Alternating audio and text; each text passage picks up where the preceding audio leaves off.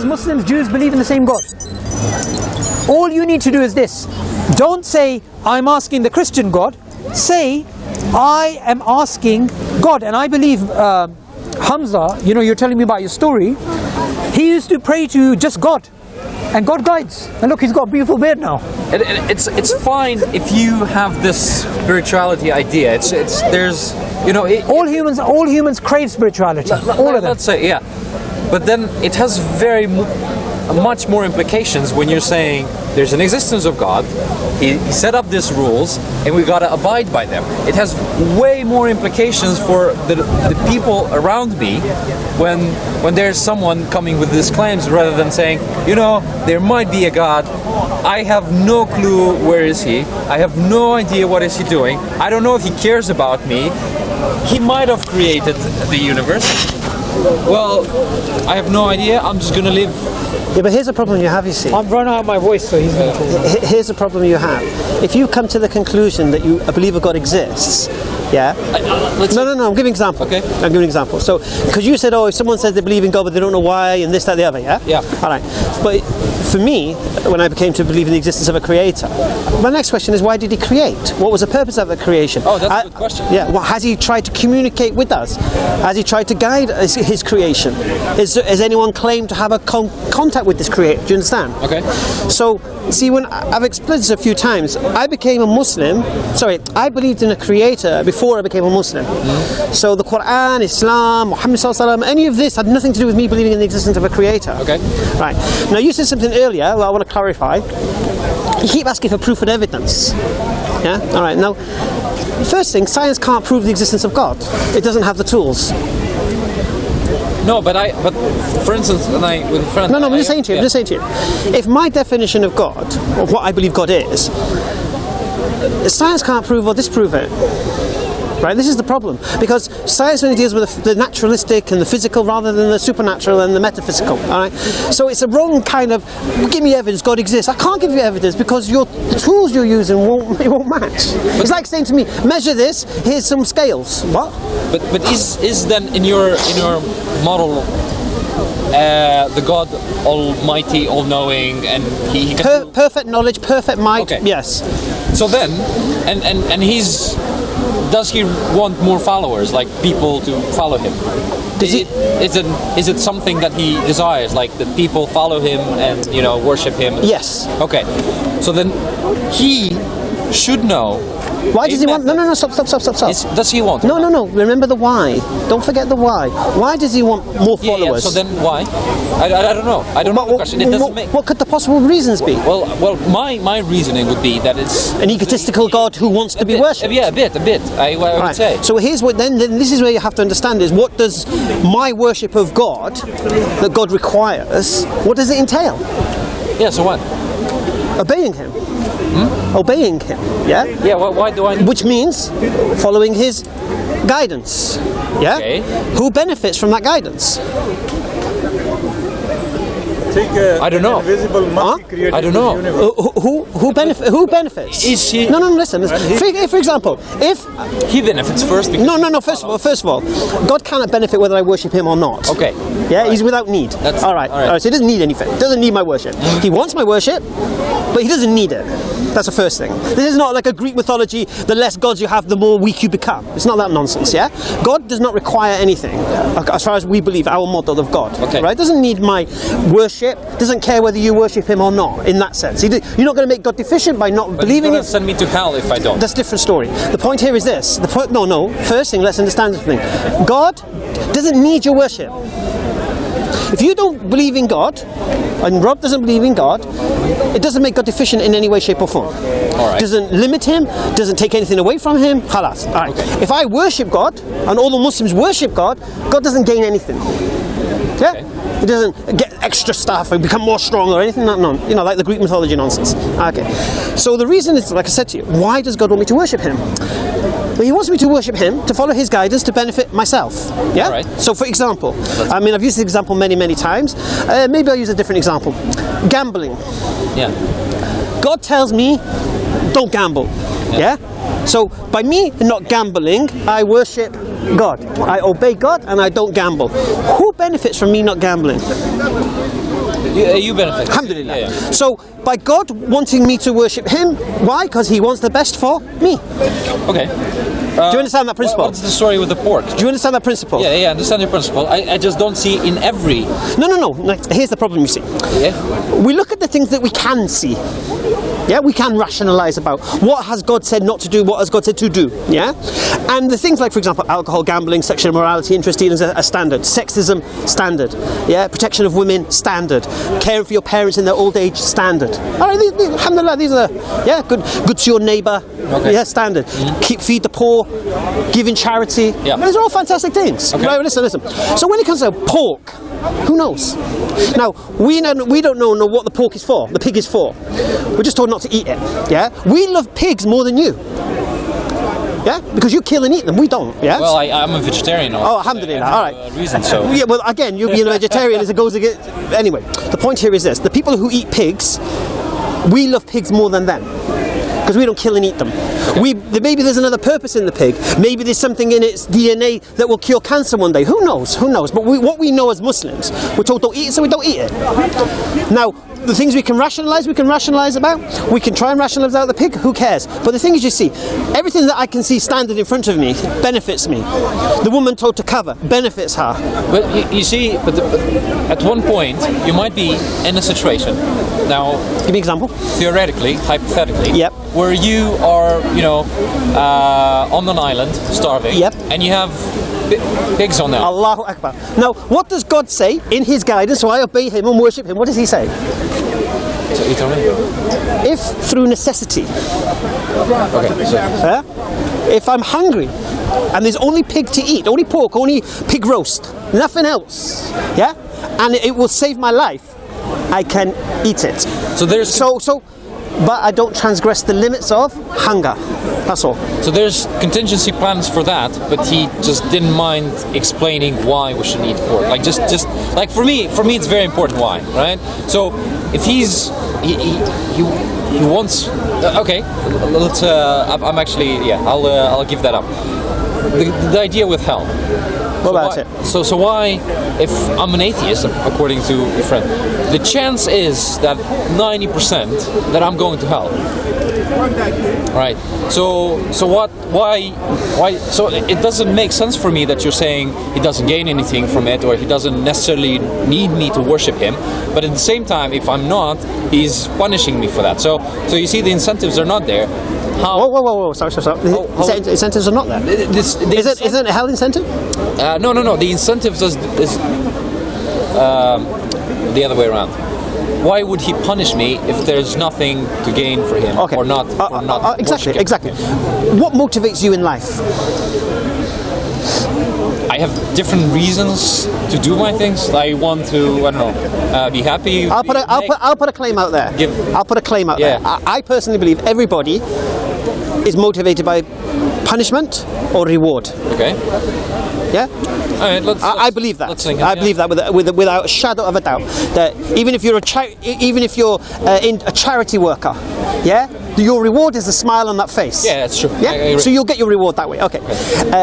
You go to work on time so you don't get fired. For example, you don't go to work drunk because you might get fired. Yeah. You don't park on double yellow lines because you might get a ticket.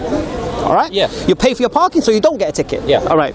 So we're motivated in life by punishment and reward. So in our model, God gives you the greatest punishment to get away from and the greatest reward to go to. So you can see through the model that we're following is God is saying, yeah, and what is going to escape us from the greatest punishment and take us to the greatest reward is obeying Him, which is what? Benefiting who? Me. You see, that doesn't make me believe, because it doesn't make sense. What did it make sense for what I just said? It makes sense when you have a God that is not almighty. No, what did I say that didn't make sense? No. In the grand scheme of creating these incentives, right, it doesn't make sense, right, for going to such a length when he can actually, through all his power, correct all the negative things or any bad things go wrong. So why would a God that has all the power all the knowledge, not persuade each person. Because God wants you to choose. God wants you to choose to worship Him. But the fact that He persuades me in a way that, you know, He persuades you. No. He persuades. He persuades you in a manner that makes you tick anyway. How's that irrational? One question, and I go out from that. If he does everything as you say, he's vegetarian already. He has one wife. He look after his parents. He does everything as you said, but he doesn't believe in God. Will he go to hell or to heaven?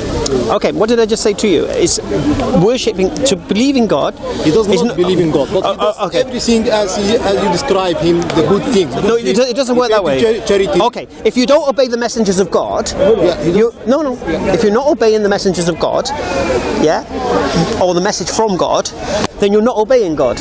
No, he does everything. But I'm not a bad person. I haven't killed anyone. Who told you you're not a bad person? Huh? Who tells you you're not a bad person? Even by the rules of even. He follows the rules. So let's say follow whose rules? In many instances. So let's say, as you said, he just his lifestyle like that. You've already got one. So let's say the 10 rules. Let's assume now in the Christianity, because I don't know. No. You don't know. Okay. No. I do know, but please, I'm not going to defend Christianity. Okay. No, I'm not defending. I'm not defending it. But let's say the other way. I follow. Whose camera is this anyway? Everything in terms of don't kill, don't eat pork, don't drink alcohol, don't gamble, love your children, love your neighbor, everything except that I personally do not believe in a God, and I don't kneel and worship and stuff like that. Yeah. And his question is, would I go to hell? Okay, what will take you to hell, what I believe as a Muslim, is disobedience to God. What is that? Not being disobedience to God. Yeah. Not doing what God says. Yeah, but that's not. So you're saying I can do all these good things? Who says it? No. First thing. And still go. I don't think there's. Look, there's three people in this world. There are those people who do what you do. Yeah. Good to everybody, yet reject God and His messengers. Yeah. Okay. Then you have the one who believes in God and prays 5 times a day, but isn't good to his neighbours, cheats and lies and steals and whatever. All right. And then you have the one who follows God's guidance, prays to God, and treats his neighbours kind. See, one is disrespect to God, the other one is disrespect for people. The third category is what we should aim for, where we show respect to God, our Creator, who sustains us, and we show respect to our neighbours. So in idea, the conclusion would be that actually God requires for me to worship Him. So yes. he needs that. No. But that He doesn't need you. But that is the conclusion. Okay, like I said to you, look. God wants, the Creator wants the best for you in your life. The best system of life for you to live in this world today. If it's not Islam, you don't have that. If you don't have Islam in your life, you're not living the best system of life in this world today. You're not following the best guidance, Guaranteed you're not. But I'm doing exactly the same things as... Really? Do you drink alcohol? I drink alcohol. All right. Okay. So now, I'm sorry I have to go to the alcohol again, but it's a standard. You are now poisoning yourself, thinking that's good guidance. Okay. So let's... Now me. I have a friend that doesn't drink alcohol. I don't drink alcohol. I have a friend who doesn't drink alcohol. Does he have sex outside of marriage? What? Does he have sex? I don't know that. All right. So let's say he didn't. Let's assume. I'm not going to go through every teaching of Islam. Does he deal in interest? Does he have a credit card? Does he have a debit card? Sorry, does he get mortgages? Does he do loans? So you're not supposed to. Does he gamble? No, of course not. Does he gamble? Right. Interesting. Well, they're all poisons, aren't they? Interest is poison. Alcohol is poison. Gambling is poison. Sexual immorality is poison. Yeah, but he's not allowed to have a debit card just because... No, not debit card. Credit card. Credit card. Yeah, interest. But I'm not... Right. So here's the point, you see. My guidance saves me from all of that destruction. Okay. Yeah? Therefore, I'm obeying God, I'm worshipping God, and through that I'm benefiting whom? Myself. So right now I'll repeat myself. I have your guide you're following in life doesn't compare to what I have. Okay. So let's go again to the extent of assuming Go. there's a kid who didn't do 18. He's 18. He didn't do any of the things you mentioned, but he never prayed to Allah, even if he knew about the existence of it. Because I know that is an important condition that he has to know about. Of course. Yeah, he knows about it. He's just arrogant. Believe. Oh, no, is he arrogant or what? No. He just, as me, as an atheist, he says it doesn't conscribe to the model, or I haven't seen him. Why? But I just explained to you, your model cannot prove or disprove the existence of God. No. But for him, it's the idea of you need a new model. You need a new tool. It's not working what you've got. No. But the idea. Okay, now it's shifting the burden of proof. But anyways, the idea is. Whoa. Sorry. I'm not saying I can prove anything for a fact. I'm saying I don't have proof. But I'm saying absence of evidence, not evidence of absence. And that's your logical fallacy, not mine. Yeah. But he's not believing something that he cannot see, prove, or. But you can't. But the tool you're trying to use cannot do that job. Do you not understand that? Okay. Like I said, I'll repeat myself. It's like me saying to you, go measure how long that is. Here's some scales. How can you measure how long something is with scales? You can't. So you're asking me to prove something using a tool, right, that can't be used to test that thing. No, but then again, that is beside the point. The point no. That is a point. That is the point, because that means, according to your naturalistic understanding, there can never be any evidence for God. Let's go back to the idea of... No, belief based on reason. Of that man. You're saying he's arrogant. I'm saying he just doesn't believe because he doesn't have any reason. Did you not hear what my brother Sabur said? He says, as a category, there's hell. Allah in His wisdom can forgive whom He chooses. I don't know. I don't claim to know. I'm not a Christian here. I'm not one who knows I'm in paradise now. I don't know that. Like I said, don't try and get me to defend Christianity here, because I ain't a Christian. No, but I'm not. No, but they believe they're saved and that's it, they're done. I don't believe that. So is he going to hell or not? I don't know.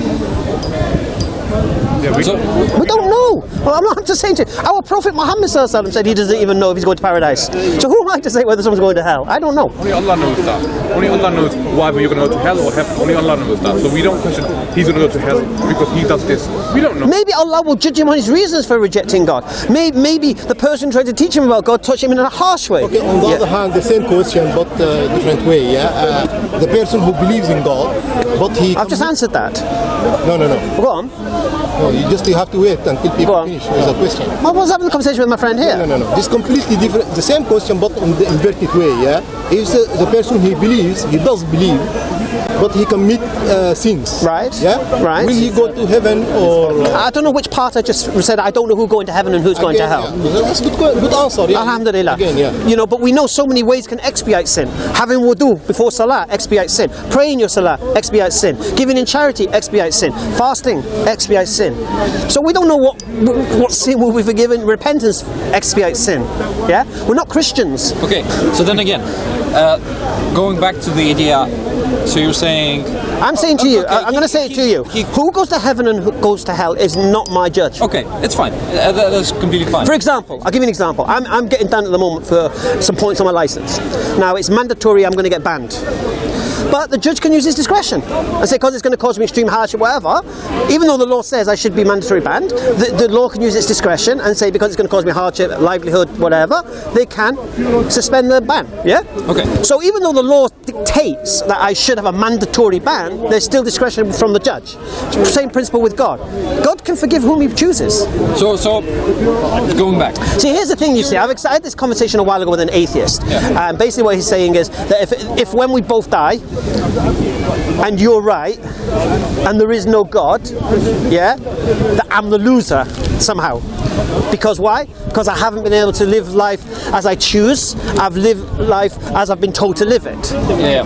And that somehow that makes me deficient, all right? But as I explained to him, and I showed you, the benefits of me living the life I've lived far outweigh living a life without a God. That's Pascal's wager. Yeah, that's what we were discussing. All right. So, no, that's about the end. I'm talking about the time we're in life. As if I'm deficient, I've lost out on something in life because I've not been able to play with the girls like I might have been able to play with the girls, or drink alcohol like I could have drunk alcohol, or not bothered with my prayers, or not cared about my parents in their old age, or whatever. I could have lived life freer. Yeah, eat, drink, and be merry. Yeah, yeah, YOLO, and all that business. Right? I could have lived life like that. And so he said I would be the loser. But no, I win. Because the guide I've got is the guide I've got. And it's bang on. Okay. In reverse, if I'm right, you've got massive issue. That's the Pascal's wager side. Do you understand? Yeah, no, I totally Right. yeah. So, believing what I believe wins out every way. Now, I would question someone who denies God's existence. I would question why they're trying to use a tool that can't be used. Why are you not looking for a different tool? But no. But so, for example, see, that's where my questions come in with the idea of: do I need to? Why do you choose? Why worship? Why God wants me to worship? To benefit yourself. Or why He created me in the first See, place? this is why for me. This is like, why. What is the reason? All right. Again, we are told Allah created man as a custodian for the earth. Yeah. How that operates, why that operates. I don't go inside the mind of God. Yeah. See, as a scientist, you only know about the hows, not the whys. Now you're asking me about whys. I don't know everything. We only know what Allah has disclosed to us. But this is why I say, you all talk about Greek gods, Christian gods, and all this nonsense. Yeah. For me, only the Islamic model of God works. Every other model of God collapses. There's no guidance. How come? All right. There's no guidance. Okay. So what? What if you find a book that also says define? How do you make the difference between the Quran and the guidance? What do you mean the Quran and what? And other holy books? Well, the Quran is unique, isn't it? How is it? There's no book like it. How is it? Not like any other book. No. That's a No, but that's why how is it that is not like any other book? Okay, first thing, I'm not an Arab, so I can't challenge that particular challenge of the Quran, where it says bring something like it. But what I know of is the Quran today is the Quran today. Whether you're a Shia, or whether you're Ahmadiyya, or wherever you are, the Quran today is the Quran today. It doesn't change. Unlike Christianity, depending on which denomination, which Bible you use. If you're Catholic, you've got 7 extra books. If you're not, if you're Ethiopian Bible, you've got 8 extra books or something like that. Yeah? Okay. Yeah, if you're a King James Bible reader, you'll have more verses in it than an NIV reader. There's all different stuff going on there, right? This indicates to me man's involvement. All right. So when I read the Quran, have you ever read the Quran? No, I have one. I want to read it one day. You need to read it. You feel like you're being spoken to. Okay. Yeah. You see the questions you're being told to reflect, contemplate. You know, like Rob was indicating earlier about this kind of science versus religion. There is no science versus religion. Yeah. But I could read any other book and feel like it's spoken to me. What do you mean? Like I have also books that I've read and they are very inspiring. Which of these books claim to be from the? All right. Which of these books claim to be from the creator of the universe? None of them, because they are right. Well, the Quran does make that claim. Okay. So the idea is that it's written in the book that is claimed to be made by God. So what? So and then I assume there might be other books that have the same claim. How would you make the difference? Okay. We test the claim. How? Well, what's the claim of the Quran? Well, again, go back. The Quran claims that it's no. Then it gives you a falsification test. Like what? Well, you don't know. No, but what's a falsification test for you? What is well, the Quran tells you that falsification test of the Quran is one. I know he's going to try and come with these errors. All right. One is reproduce it, bring something like it. And you can't and you shall never. So the Quran states that you'll never be able to bring anything like it. Yeah? Like it in what way? As it is. No, but that's what I'm saying. A lot of people can come up with the book. Okay. So what I'll say to you is, again, as you were presented with the Nobel Peace Prize for bringing up the natural understanding of the basics of reasoning, yeah, you'll get another Nobel Peace Prize for bringing up a book like the Quran. You get two awards. So then, and they'll pay you billions. So okay, let's say. So that's the first point. Now, masters of languages, computers have not done this. Probably not a lot of them are interested in that, but let's say... No, of course, it's the eternal challenge. How can no one be interested in it? It's a challenge that is yet to be met. Second point, if this was from anyone other than Allah, inside you'll find many contradictions and error. So for the Quran to be incorrect, you find the contradictions and error. Now they try to go on about this sperm coming from the backbone nonsense, and this basically is a complete misunderstanding of the Quran. You have people trying to read the Quran and then just tell you what it means to suit their agendas. Yeah. For example, this is one of the claims. They say that the Quran says sperm comes from the backbone. The Quran doesn't say that. Yeah, you see, what I'm trying to boil down to. I know you're boiling down to. Is that there's no way for you one day. I'll just give you a falsification test. In 5 years. What's a falsification test? For what? What is a falsification test in science? Well, you come up with some evidence and say that the model doesn't work. Allahu Akbar. So you bring up something to disprove the test, isn't it? Yes. So produce your evidence to go against the test. No, but I'm putting a different question in this case. I know, but I'm saying to you, the Quran has given you 2 falsification tests. One for the Arabs, one for you. Well, there are people that say that some of the verses do not concur with the reality, like the description of... Give me one teaching of scientific fact that contradicts the Quran. How is the earth described in the Quran? No, give me one scientific fact, what the Quran is, what the science is, fact, proven, empirical, observable, testable evidence, and then you show me how the Quran contradicts that.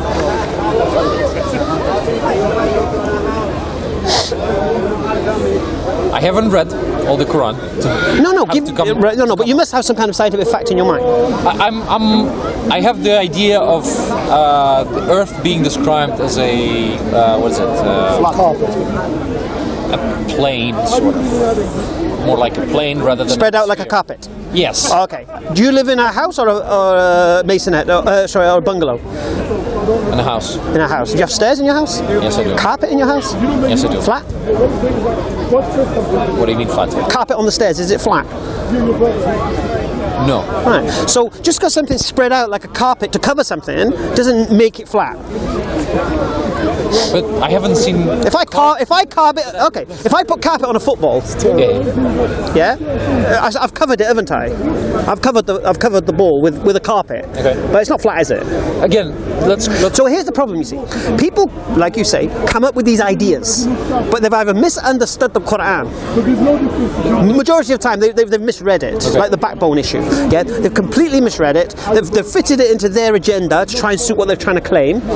Yeah, and I've just explained to you, just because something's spread out like a carpet doesn't mean it's spread out flat and it's not spherical. When the Quran, how do you understand the Quran saying the Earth is spherical, in an orbit, swimming, for example? Well, other thing that I know of is that the Quran describes the planet as an egg. As an ostrich egg. Ostrich egg? Yes. Yeah, what shape is an ostrich egg? Well, it's spherical, but it's elongated on the vertical axis, which Earth is actually slightly squished on the vertical axis, which makes a bit of a difference. Again, it comes in the Arabic. Like I said to you, it's about understanding the verses. You're hearing from people who've made it fit to what they wanted to fit. Yeah? But all due respect, Hamza, you're doing the same thing though, aren't you? Am I? Yes. In what sense? Like the carpet you've said to him. Yes. If you ask anybody what is a carpet, they're flat. No human being on this planet... Where did you say flat? Spread out? Spread out, flat. No, where did you say flat? But no human... Where did it say flat? Spread out. What's that got to do with flat? What is a carpet? What is a carpet? It's something that covers floor. Okay, so... Or stairs. Is there any human on the planet... That covers the sphere with a carpet. Is there... No. A carpet is what you cover raw floor with, isn't it? Or stairs. Yeah, but you're making that fit. Because no human on the planet... No. Yes. Not why? Because no human on the planet is going to look at a carpet and go, oh, that's spherical. That's the same as No. I didn't say that, did I? You're trying to say that this verse in the Quran is referring to the shape of the earth. Correct. And it's not. It's referring to the covering of the earth. What's the difference? Well, one covers the earth, yeah, like a carpet, and the other describes the shape of the earth. So you're saying that verse does not talk about the shape of the earth? I personally don't believe it's talking about the shape of the earth, no. Okay, I personally do, so maybe we need to have that and again, and I'll say this to you because it suits your agenda. But you're doing the same. No! How can you say it's not suiting your agenda and it is suiting mine? I just read the verse. Okay, why? All right. Let's stop. How do you understand the Quran? Let's nutshell this now so we can stop you quoting verses of the Quran. How do you understand the Quran? When I read the Quran, I go, what does this mean? Right. And what method do you use to understand it? My reasoning. To go, what does this mean? And you understand the Arabic or you read the English? I read the English. I read 5 translations. And by reading the English, do you understand the historical context of that verse? I understand what I'm saying. No. Do you understand the historical context. Do I need a historical context? Yes. Why? So you know what the verse is talking about? Can I? Okay, but that then is a contradiction to your claim that somebody can read the Quran and understand. When did I make that claim? The Muslim claim? When did I make that claim? The Muslim claim. When did the Muslims make that claim? I'll tell you if you let me. You want to tell me? The claim is that I can read the Quran, understand it, and make a decision as to whether I can. No. Believe Allah. You're told or to not. contemplate, reflect. You can't just read it. Well, that's what I'm doing. I'm reading and go, what does this mean? What does this verse mean? How? Okay, here's what you do, Rob. This is honesty for you. What does this verse mean? How do the Muslims understand this verse? How did the scholars of it? Listen. How did the scholars of Islam understand this verse? And I'm going to bring up the cultural verse because I know you love it. Which one? Beat your wife. I love it anyway. Well, I have never claimed. No, but I love it. I love it because the enemies of Islam, they say the Quran says you can beat your wife. I was listening to Majid Nawaz on the radio on LBC yesterday, saying the Quran is clear, you can beat your wife. Okay. Phone in and challenge you. I've no need to contact. I've no need for that nonsense. Right. So here's the thing. You see, the Quran says beat your wife. Now you're reading the Quran as you do, Rob. You read it. You can understand it. What are you understanding from that? What does the verse actually say? It says, if you feel disobedience amongst your wife, first admonish her, separate, and then beat her. Yeah. Right. How do you understand that? So beat you mean? How do I understand? Yeah. That's to physically hit. Physically, how? How? Is there limits to the beating? Does it say any limits in the Quran? No. Okay, so then anybody can choose to interpret. Yeah. However So they can say they can slap her about a couple of uppercuts. All right, okay. And this is evidence, and I know you're a scientist, so this is empirical, testable, observable evidence. Your method of understanding the Quran is flawed. Okay. All right, because we as Muslims, when we see a verse of the Quran, the first question we ask, how do we understand what it's saying? So then we will see, did the Prophet Muhammad ﷺ, the messenger who brought the Quran, explain this? Yeah. So what did he say about this?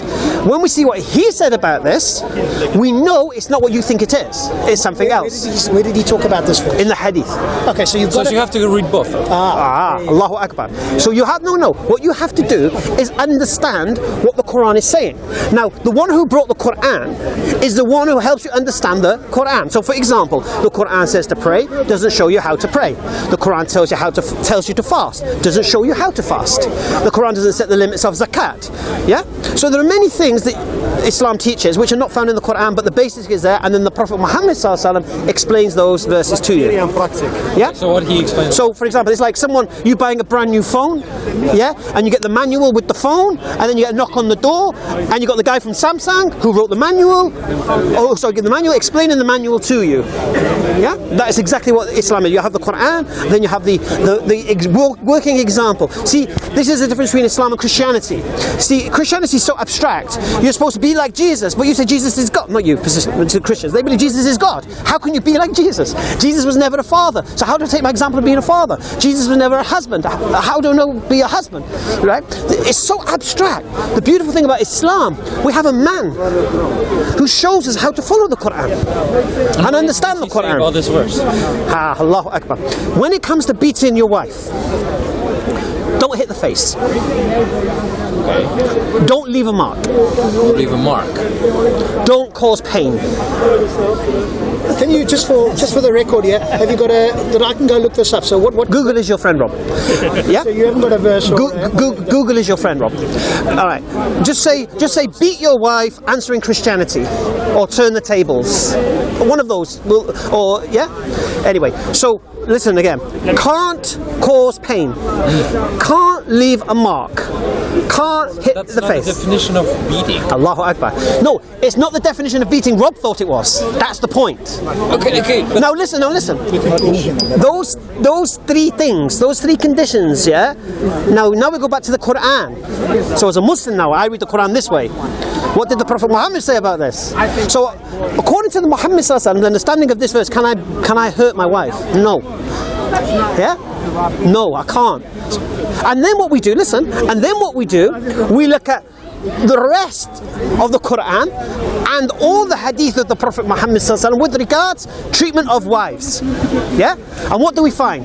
Women are the twin halves of men. Men are the protectors of women. Yeah? The best of you is those who is best to his wife. So all of these things added up tells us, yeah, you can't beat your wife. Right? Now listen. Rob's understanding of the Quran, DIY job, you can beat your wife. Yeah, that's not his fault, because that's how you're understanding it, right? But that's every... Now here's the problem. When he reads the verses about the carpet, yeah, he does it the same way. Yeah, but you see, that's exactly. That's the basic. See, every Islamophobe tries to use beating the wife to try and point this idea of Islam. It's misogynistic. Even Majid Nawaz again. I'm going to quote him again. He's a Muslim, but not your sort of. Well, he's not. According to his words, he's not a devout Muslim. He was caught in a club, strip club, drunk, and he. Muslims make mistakes. What's the third one? What's the third one? Oh, the third one is this. He doesn't believe the Quran's from God. Okay, that's a kind of killer. That's a kind of. But anyway, between him and Allah, not my business. But the point here is this: he says the Quran is clear that women do not get the same inheritance as men. Right? Or listen. Women do not get the same inheritance. So if a father dies, that son will get 2/3, and the daughter will only get 1/3. This is misogynistic. This is oppression of women. Yeah, that's how you would read the Quran as Rob reads the carpet verse. Okay. What does the Prophet Muhammad say about this? The son has to take care of the women of the family with his share, whilst the daughter can do what she likes with hers. So there's a reason why he gets more, because he has to do more with his money. Just for example. But you wouldn't know that if you just read the Quran like Rob does. You quote the Quran and that's it, without looking at everything else. This is why in Islam we have scholarship. Yeah? So a scholar will look at a verse of Quran, will look what the Prophet said about it, look at the rest of the verses with regards to the same matter, yeah? Look at any of the hadith with regards to the same matter, and from that derive jurisprudence from it. And then I, as a Muslim, alhamdulillah, will follow that guidance. So, I could see... Do you understand that? Yeah. Alhamdulillah. Do you understand that, Rob? Quoting from the Quran is dangerous? Okay, but then that undermines the claim of all you need to do is read the Quran and you'll understand Islam. Where does it say that?